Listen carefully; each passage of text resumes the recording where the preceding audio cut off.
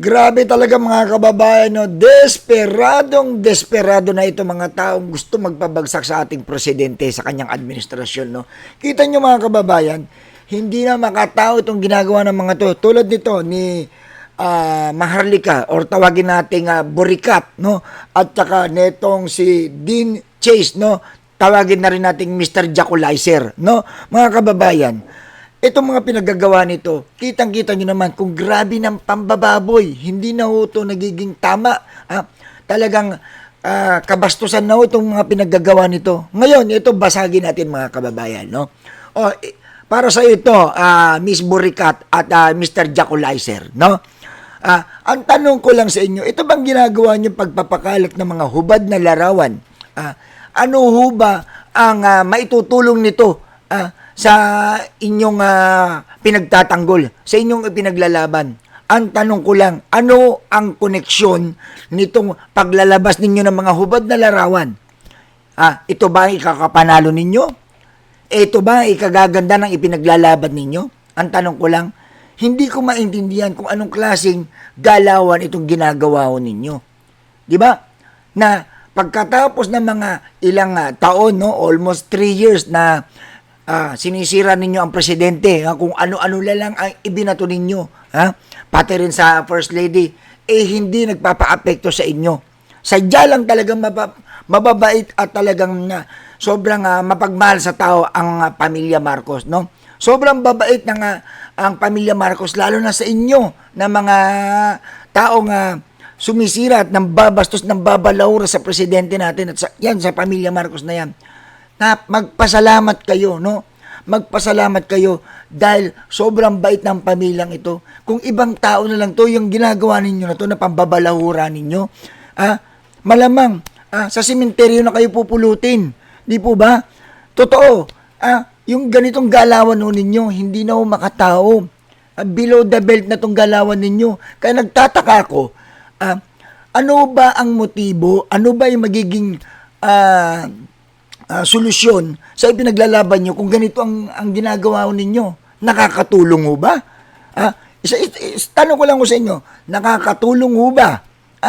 Mababago nyo ba ang pananaw ng mga taong gustong suportahan kayo at maniwala sa pinaglalaban ninyo kung pambababoy ang ginagawa ninyo? At sa mga mapapaniwala nito mga taong to, ni Burikat at saka ni Jacolizer, no, mga kababayan, mag-isip kayo mga kababayan. Kayo ay matitinong tao. Alam ko, iba matitino dyan, ng mga ibang DDS dyan na sumusuporta sa mga Duterte. No? May mga matitino dyan. Pero sa ginagawa po ng mga taong to, natututo na ho kayong mambastos, mambalahura. Dahil dinadala kayo nito mga taong nito dahil nga kayo sumusuporta sa mga taong to at napapaniwala kayo na talagang kakampinin nyo to. Pero ito mga taong to, dinadala na ho kayo sa hukay. Natututo na ho kayo maging masamang tao. Natuto na kayo maging mapanlait sa kapwa dahil kinakagat nyo itong mga ganitong binabato nila. Which is, hindi naman dapat ito yung laban Hindi naman dapat ito yung ginagawa nila, di ba? Ang tama, kung merong mali sa ginagawa ng presidente, ni PBBM, ng kanyang administrasyon, di ba? Di, makipagtulungan kayo sa mga abogado ng mga Duterte, di ba? Marami naman silang abogado, di ba? At ito'y dalhin nyo sa korte, di ba? Yun ang tama. Pero yung ganito, pambababoy, pambabalawra, lahat na ginawa ninyo ng pambababoy. Sobrang pambababoy na. At ito pa masaklap. Pag kayo ay nakasuhan, magpapabiktima kayo, sasabihin nyo, ginigibit kayo. Kaya kayo mag-isip kayo mga kababayan sa mga mapapaniwala ng mga tao na to. Kayo ay dinadala sa hukay ng mga taong to dahil sa pagiging panatiko nila. Hindi ako naniniwala na hindi lang sa pagiging panatiko nila dahil itong mga taong to halatang bayaran.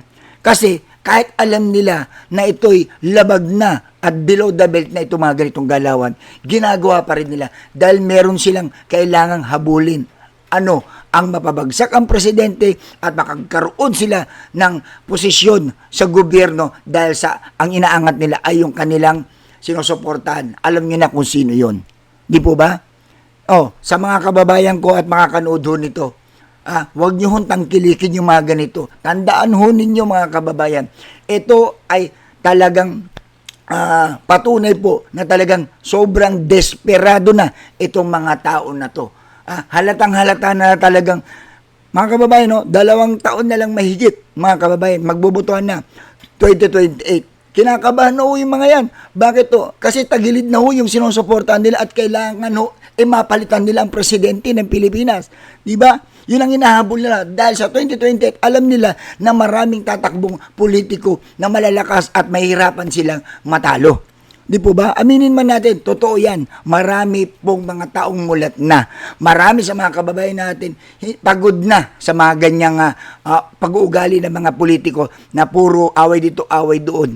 Ngayon, dahil alam nila, itong pagpasok ng 2028, maraming mga tatakbong politiko na maayos at maganda ang kanilang mga track record. No? Kaya ito, kinakabahan na itong mga to. Di po ba? Sa mga, at lalo na ngayon, at ang presidente natin, tuloy-tuloy ang nagot niya sa mga tiwali sa gobyerno. At kaya kinakabahan na rin mga yan. Kasi baka itong mga to, yung mga boss nitong mga to, ay tatamaan ng kanilang mga katiwalian, mga kanilang pagnanakaw sa kaban ng bayan. Sumisikip na po ang mundo ng mga taong ito. Kaya ito, double time na itong paninira ng mga tao na to, sinasaktan nila ang damdamin, sinisira nila ang pagkatao ng ating presidente at kanyang pamilya para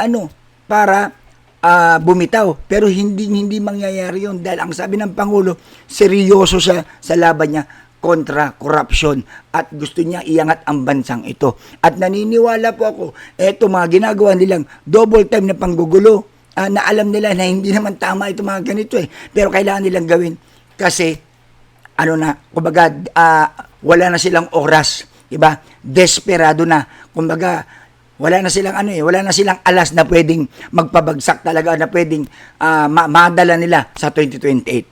Yun lang po mga kababayan. Inuulit ko sa mga taong ito, kay Boljak, no? Dito kay Maharlika na si Boricat at etong si DKS na Jaculizer, karma is real. Abangan ninyo yan.